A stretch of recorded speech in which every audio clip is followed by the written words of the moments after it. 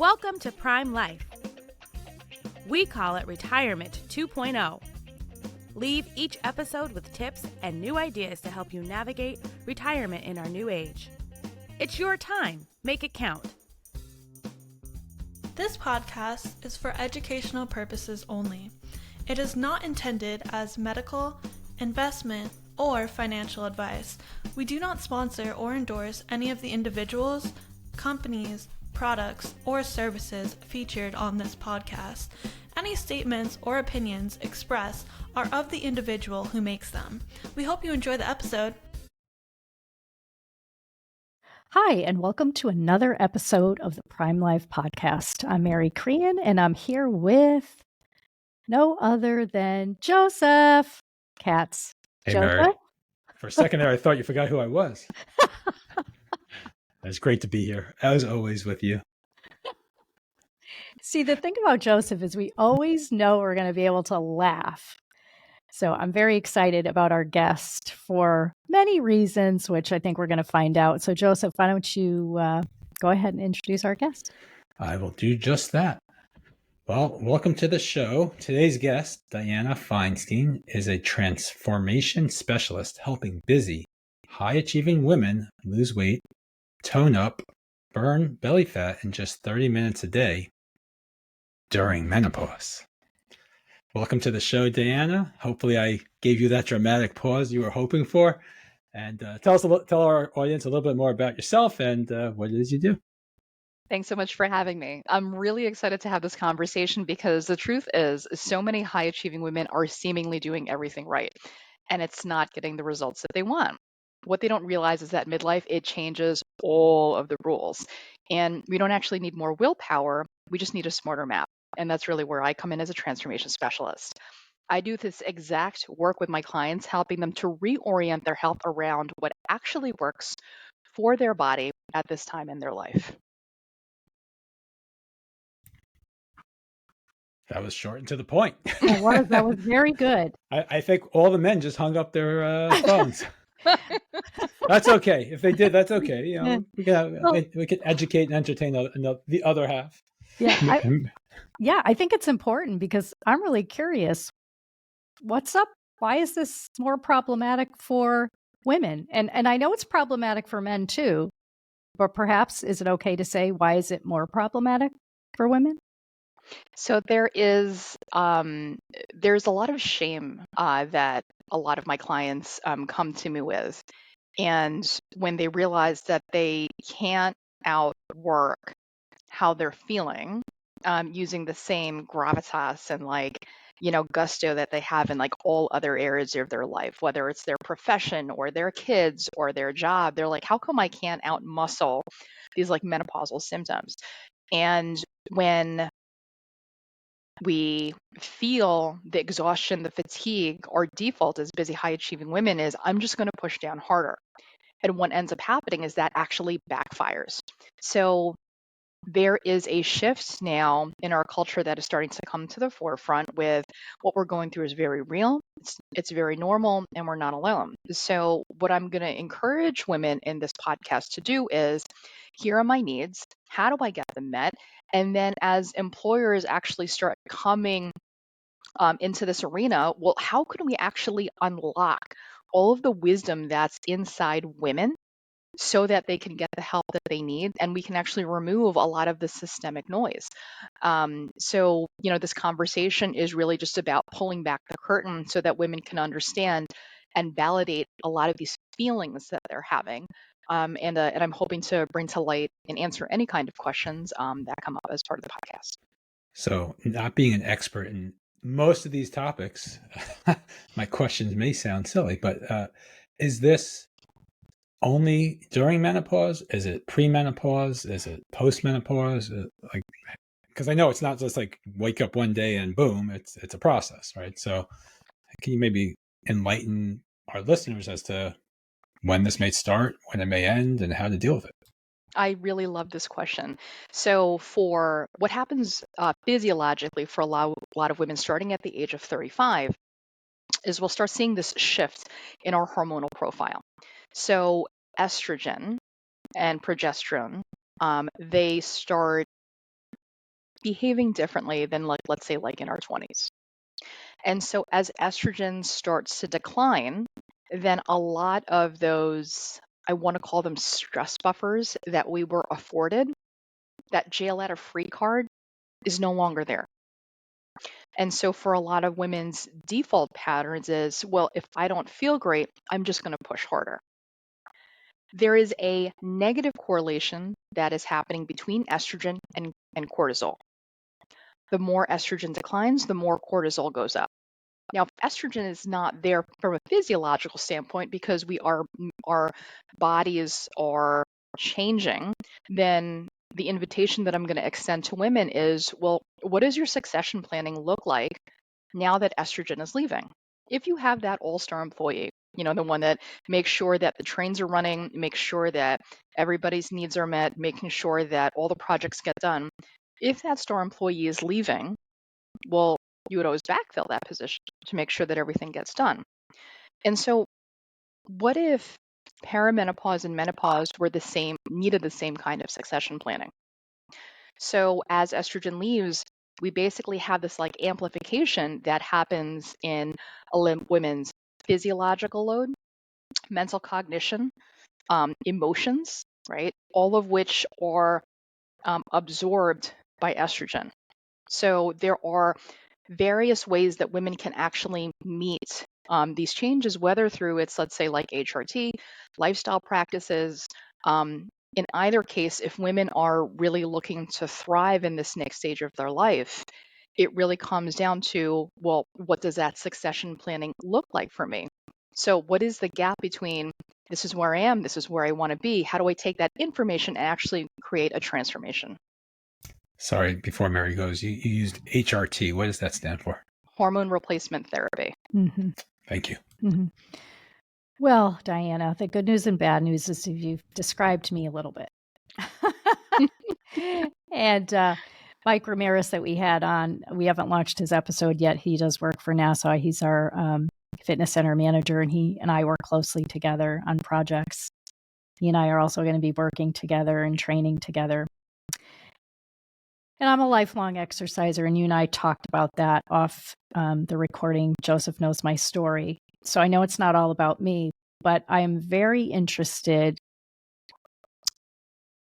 for you to talk a little bit about the cortisol situation. Like, you said that goes up and estrogen goes down. And those of us that try to think, oh, I'm going to just outwork that situation. I'm going to do it. I know I can. I've done it before. Like, please help. Like, tell us more.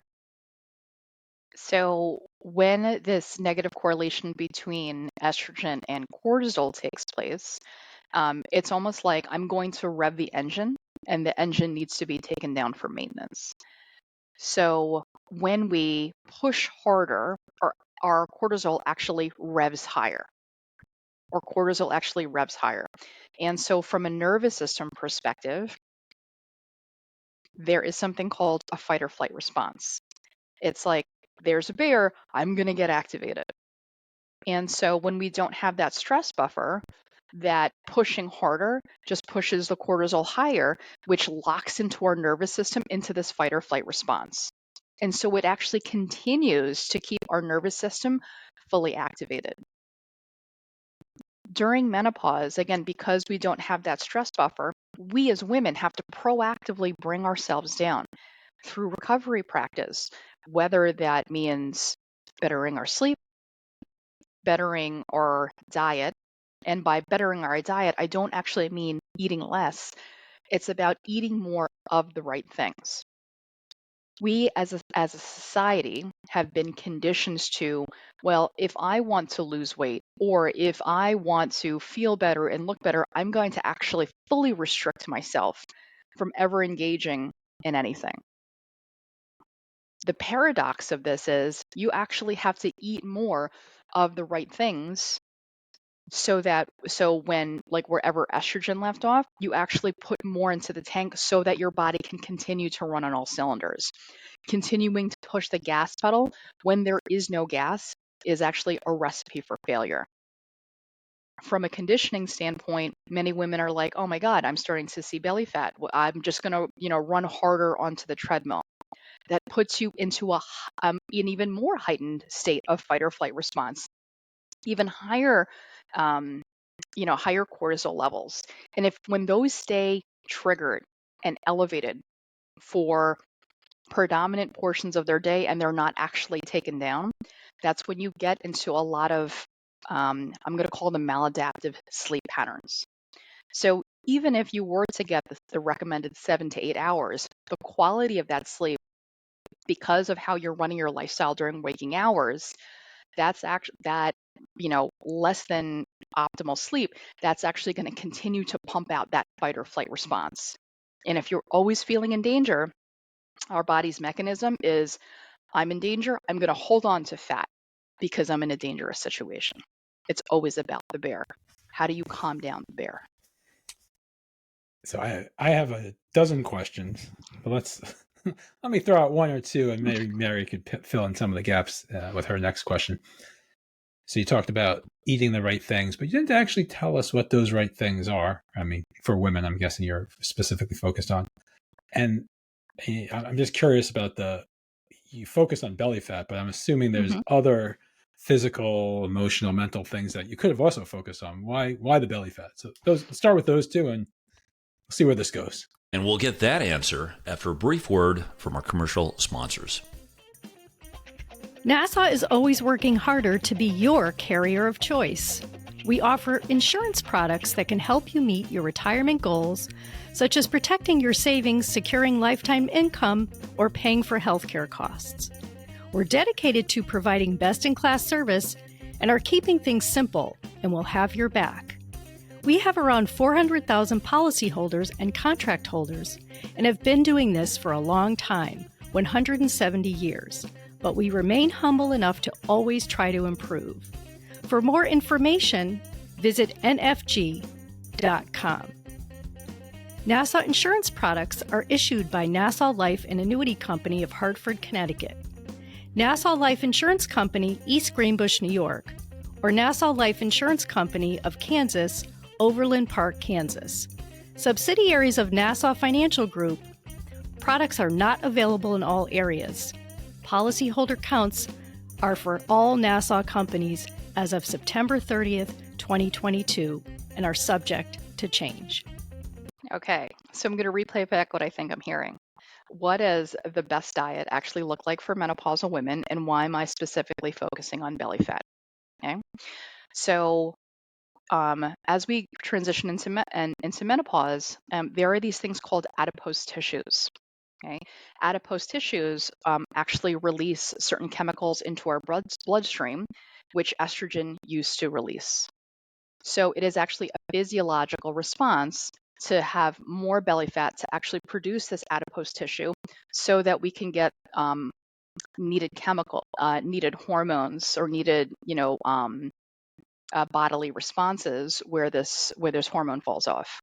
And so when we think about nutrition, right, what our body actually needs, it is protein, and more protein. Women are going to lose a significant amount of muscle mass, really starting at the age of 35. Muscle mass is actually what drives metabolism. So let's think about it. If you changed nothing about your diet, nothing, you're wondering, well, how come I'm flabbier? How come I, don't look the same, but I'm doing all of the same things? Your body actually needs a software upgrade. And so the amount of protein that you need just to stay the same goes up dramatically. But we don't actually meet that need. That's step one. There's sorry. Yeah. I'm assuming protein, there's different levels and qualities of proteins, right? So That's right. Yeah. So there are different types of proteins, and depending on the person's preferences, depending on their value set, whether it's vegetarian or, animal based, it really depends on what's the diet, what are people's preferences. If they have a value set against leaning towards like a plant forward based protein, it really is a very like nuanced question. And so protein can come in all different sources, whether it's animal based or protein based. Full disclosure, animal based proteins, or they have what's called the most complete source of amino acids. I want you to think about it as you can get the highest quality of protein from animal based because that's actually what your muscles need to grow and maintain. So our women's protein requirements go up significantly, and we're not having them met. So again, driving the car, no gas. So no matter how much you work out, you need the right amount of gas just to maintain that lean muscle mass. That's step one. Step two, there is a requirement for fiber, and more fiber. Now, why is fiber important? Again, going back to our friend estrogen, as that starts leaving, we actually need a lot of fiber to act as that protective mechanism for cardiovascular health. Now, when you combine protein and fiber throughout the day in very discrete timing patterns, this is actually going to be one of the precursors that alleviates a lot of brain fog. One of the reasons that women have cholesterol issues for the first time during menopause and why they actually may become pre-diabetic is because, again, that jail out of free card, it's not there. Where are our lifestyle practices going to pick up where they leave off? And so it is a very specific combination of protein and fiber throughout the day. And what does that look like, for the person? Well, what are they ready, willing, and able to do, and what can they do consistently? I would like for you to talk about the muscle piece because I've always been a big believer, and I still do weight training. And when I was younger, I know I worked out more till muscle failure, and I know I don't do that anymore. That's a conversation for another time. And I remember when I was in the fitness business, which many people know because I usually touch upon it somehow, we would say to individuals that the more muscle mass you have, the more metabolically active you will be to the degree you can change it, because we know you can't completely, it depending on your body type and all that physiology stuff, which I won't go into. So I would love for you, Diana, to talk a little bit about the weight training, the strength training, and how that can help counteract. And then another question, and you don't need to answer it. I want to know what you think about creatine. Those are really great questions. So let's start with you said muscle mass. So let's think about there are all different shape sizes and ability levels when it comes to women. So should women? So first question is, should women be engaging in some kind of like weight bearing exercise? The answer is yes. Okay. Where is that woman starting? For a lot of women they work with, they've been cardio queens their entire life and they don't know what a barbell is. Okay. And so depending on like where the person is coming in, we have to engage what's called the progressive overload, meaning we have to get heavier and heavier over time. So I'm a very firm believer that one size fails all. Again, like one size fails all. So if someone has never been to the gym, the very first step is, all right, let me go to the gym and let me actually do what it is that I'm comfortable with, whether that's like walking on the treadmill, they're going to, sit on a,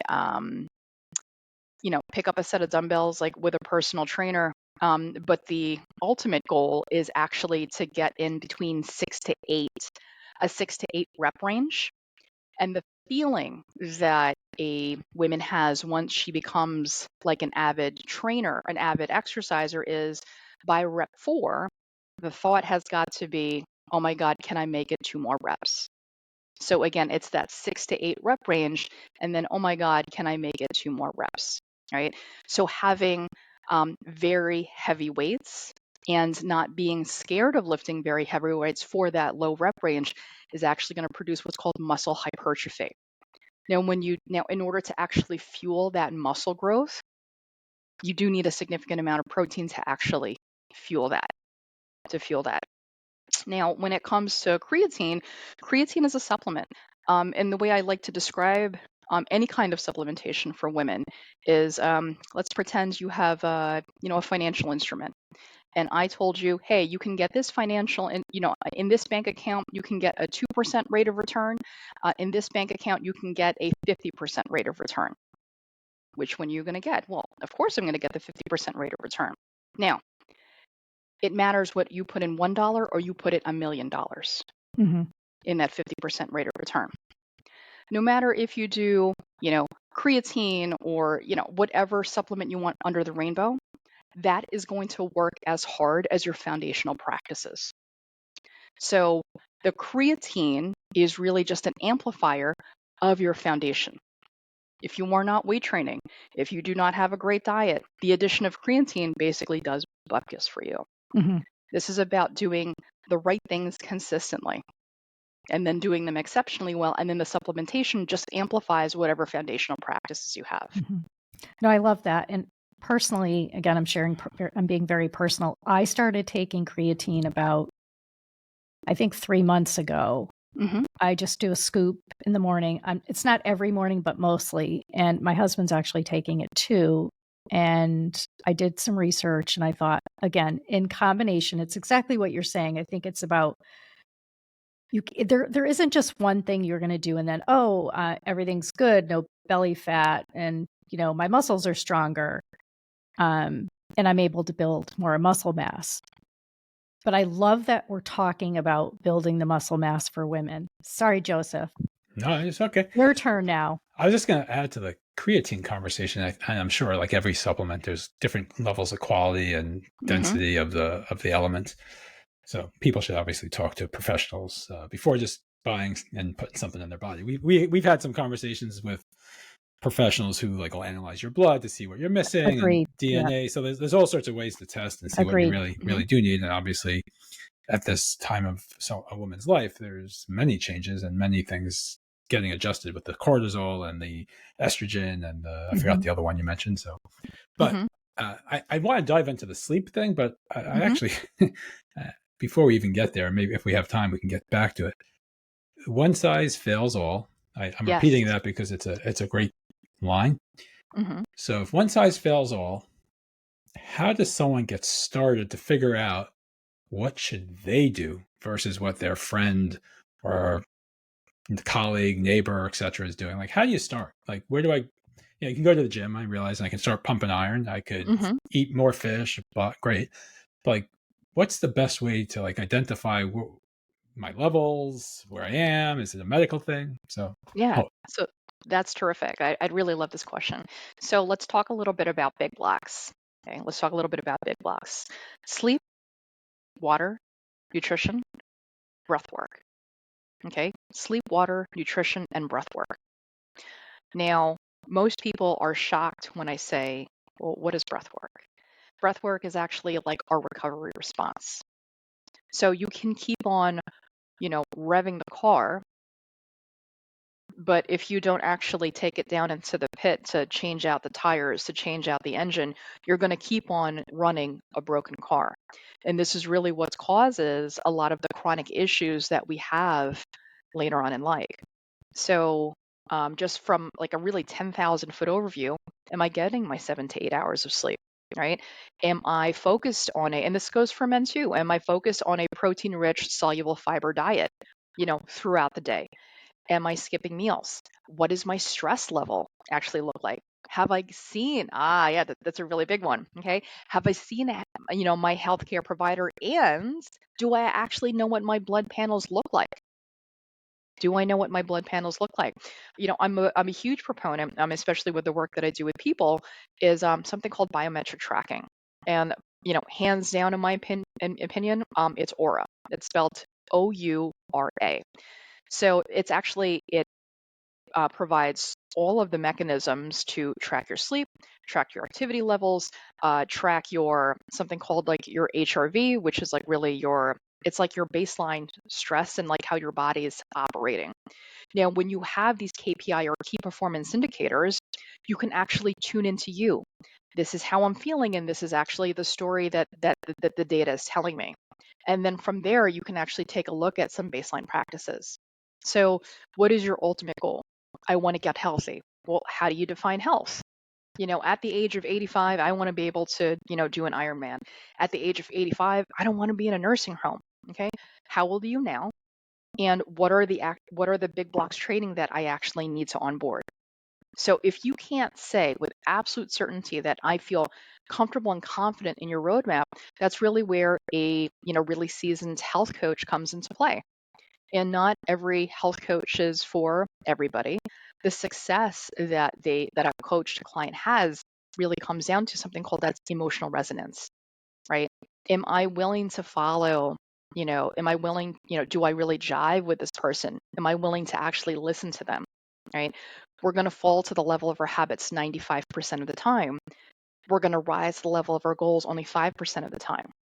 And so if you're not fully confident in your roadmap, then that's really where, let's say, like a provider like a coach, would tell you, this is where you currently are, this is where you're going to be, and let's actually look at that gap analysis in between. Makes total sense. I would like for you, and I know we're probably going to have you on again because we could go, like Joseph said, he's probably has 8 more questions as I do. But you mentioned something interesting that not a lot of guests have mentioned, and that's the breath. Is that box breathing? Is it different? My husband and I do talk about this a lot. I'm not always consistent in my breathing because I was using a mechanism called respirate and whatever. It's just a thing. And it's, you do it to whatever the sounds. Haven't done it in a while, my bad, but it does help. But I would like for you to talk about the breathing aspect because, again, I don't think many people talk about that and its significance in overall health. I really love this question. So there's something called the central nervous system. The central nervous system. We are all aware of, something called our fight or flight response. Okay. The other side of that is rest and digest. Here in Western society, it's about doing more, being more productive. But what if you actually had to power down to level up? What if you had to power down to level up? The modality of the breathing doesn't matter so much as the consistency of the breath. The consistency. So my colleague Jen Monez, this is her wheelhouse, and this is about figuring out which breathwork modality, whether it's like box breathing or 6, 7, 8 breathing. It's about which one you can actually sink your teeth into and do consistently. Think of this as nervous system literacy, and just run a natural experiment on yourself. If you were to do boxed breathing, let's say for like 2 minutes, 3 times a day, before or after every meal, it is life-changing. You're telling me if I brush my teeth for 2 minutes in the morning and 2 minutes at night, I'm going to reduce my cavities by 95%? Oh my God, that is amazing. You can say the same exact thing about the breath. This is about taking down the pressure cooker throughout the day. And as you actually become more relaxed, this releases what's called a dopamine hit. The dopamine hit is what creates a habit loop. And so when you feel relaxed, you're going to find that your prefrontal cortex, your thinking side of the brain, actually comes online better. So you're going to find yourself very naturally wanting to continue to do that breathing because all the best parts of you come online. And so there's knowing what to do and actually doing it. And that's why working with, let's say, a seasoned coach or as part of the program to actually cue you, oh, well, let's actually do this for, 12 weeks, 6 months, 6 weeks. It's about onboarding those practices so that you can convince yourself subconsciously that this is a very real thing, right? So this is about, again, the breath powering down to level up to create that sense of safety, which reduces the cortisol levels. That was a great analogy. The brushing of the teeth got me thinking right there. I've done some breath work. I it's one of those, like you said, 95% of the time you're not going to do it. But we're getting close to the end, so I'm going to let Mary ask the last question. But I kind of have another combo question for you. But before I get to that, I want to thank you because going into this call, I was like, what's this conversation going to be all about? And like, is it right for me to even be on this call? So, I've learned a bunch of stuff. It was super interesting. And I'm thinking about people who, when this goes live, I'm going to make sure they listen to it. But we didn't actually ask you, how do you work with people? How can they get in touch with you? And Mary will put all that in the show notes as well. And just leave us with like one mic drop tip. And then Mary will give you the real final question. So let's start with one thing. Add with 25 grams of protein to breakfast. Lift something heavier than your purse. Take 5 minutes to lie down with your legs up on the wall before you go to bed. You don't actually need a complete overhaul. You just need a realignment. If this conversation stirred anything in your audience members, this isn't random. It's your system actually asking for a new way forward. Now, if you want to work with your body instead of against it, then let's talk. So I'm going to drop my booking links in the show note, or you can DM me on Instagram at Pact Health. That's MAXPACT Health with the word rewire. You can also visit my website at www.maxpacthealth. That's maxpacthealth.com.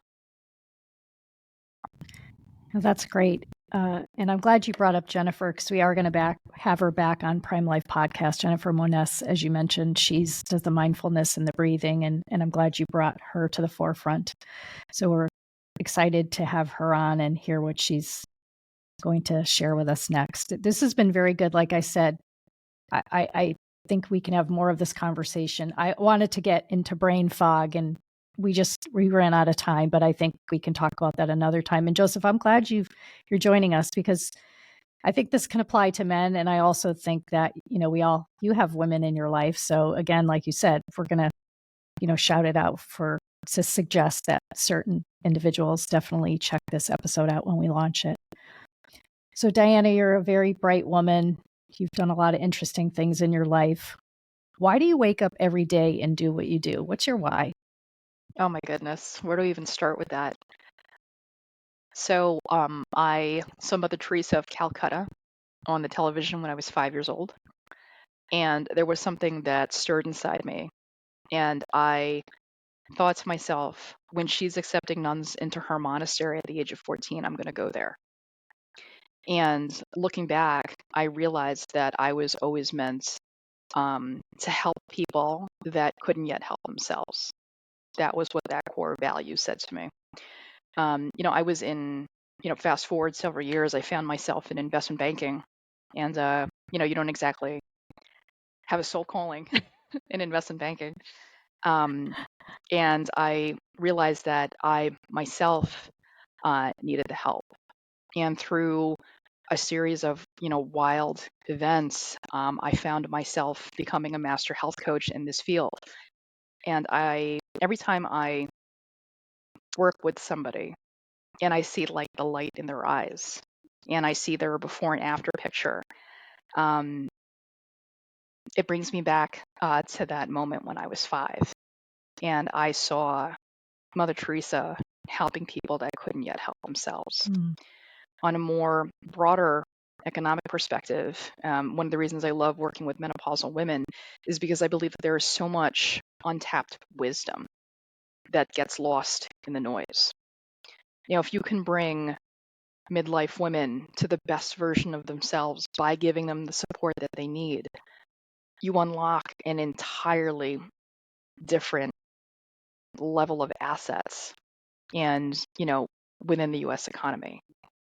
And when you untapped that underutilized asset, that intrinsic value that's unleashed onto our economy and generations, that for me is breathtaking. So it's from both a personal, micro, and macro perspective that I wake up every single day knowing that this is exactly what I need to be doing. That's really wonderful. You got me choked up there a little bit. We appreciate that you shared something very personal with us today. It really means a lot to us. And we thank you for joining us and spending time with us today. It was, like I said, we just scratched the surface for sure. So thank you, Diana. Joseph, any last thoughts before we close it out here? No, this was enlightening. Did not expect it to be, this interesting and deep. It was great. Yeah. If it didn't feel like a heavy lift, it felt like a light lift because it was inspirational and also very, very educational. And I'm looking forward to learning more about what you do, Diana. So thank you. For our listeners, like us, follow us, give us feedback. We want to bring you more episodes like this one. So we thank all of our listeners for joining us again on the PrimeLife Podcast. Everyone have a great day.